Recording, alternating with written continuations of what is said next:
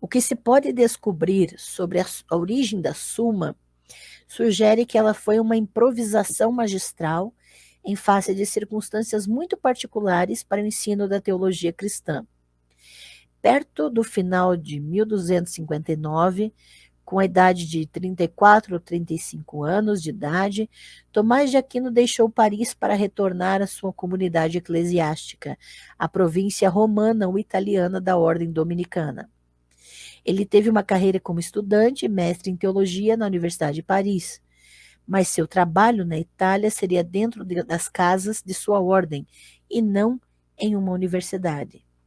6 anos depois, em setembro de 1265, Tomás foi designado para abrir uma casa de estudos para dominicanos em Roma.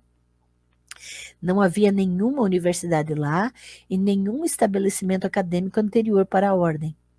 O novo Studium de Tomás também veria a inauguração de um novo projeto curricular, muito dependente de sua atividade pessoal como leitor ou professor. Tomás recebeu autoridade total pelo corpo diretivo da província para mandar de volta aqueles que se mostrassem negligentes em seus estudos. O que Tomás ensinou? O currículo predominante nas casas dominicanas se baseava nas escrituras e nos livros de história das escrituras. É claro, mas também em coleções de textos de teologia sacramental, manuais de vida moral e algumas obras de referência do direito canônico e da patrística. Tomás parece ter tido outros planos em Roma desde o início. Durante seu primeiro ano, ele tentou revisar seu comentário anterior, feito em Paris, sobre as sentenças de Pedro Lombardo. Depois de revisar e complementar partes do primeiro livro, ele parece ter deixado o projeto de lado. Em vez disso, ele se voltou para a Suma, que começa da mesma forma que as sentenças de Lombardo, mas prossegue em uma consideração mais rigorosamente ordenada de toda a teologia. Em suma, as evidências que temos do ensino e da escrita de Tomás em Roma sugerem que seu principal esforço foi direcionado para expandir o currículo pastoral e prático das casas dominicanas, colocando-o dentro do quadro no âmbito de toda a teologia. Tomás diz isso no prólogo da primeira parte da Suma. Ele começa com o versículo de 1 Coríntios, como pequeninos em Cristo, eu vos dei leite para beber, não carne.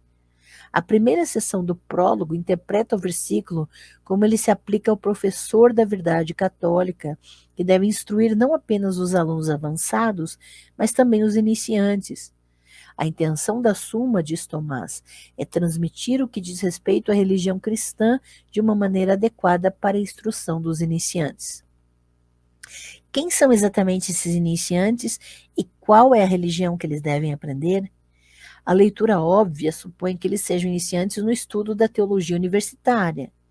De fato, a Suma não é totalmente apropriada como um auxílio para a teologia universitária, pois ela não segue a ordem de nenhum dos textos acadêmicos medievais padrão e não é nem de longe tão complexa quanto os acadêmicos comparáveis. Uma segunda olhada no prólogo mostra que as palavras-chave podem ser entendidas em um sentido bem diferente.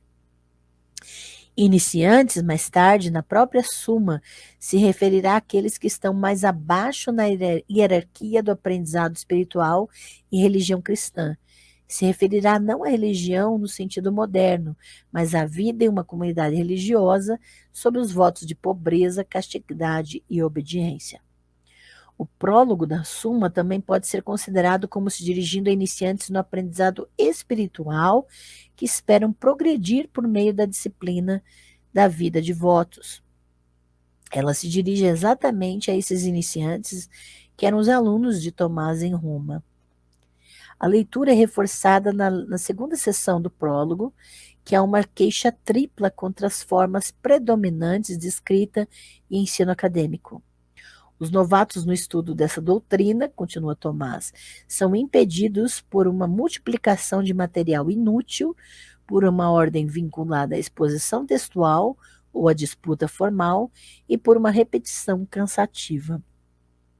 A Suma promete, por outro lado, dar apenas o que é essencial, na ordem pedagógica exigida por uma introdução e não se repetir.